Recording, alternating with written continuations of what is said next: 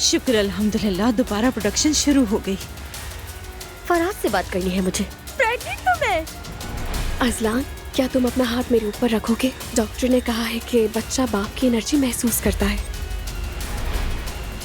ये आपके लिए। मेरे लिए?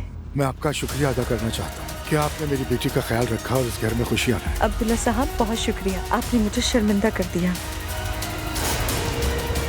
अजलान से वो अभी तक इश्क करती है। ये दोनों आजकल बहुत ज्यादा मिलने लगे हैं। अगर वाकई उनके दरमियान कुछ चल रहा हुआ तो?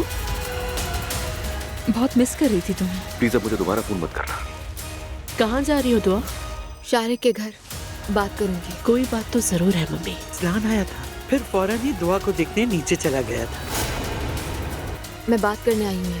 ठीक है मेरी जान, मैं सुन रहा हूँ। डिवोर्स चाहिए मुझे तुमसे कुछ जरूरी बात करनी है। हाँ कहो मेरी जान। मैं तुमसे तलाक चाहता हूँ। किस औरत के लिए अपना घर तोड़ आए हो तुम?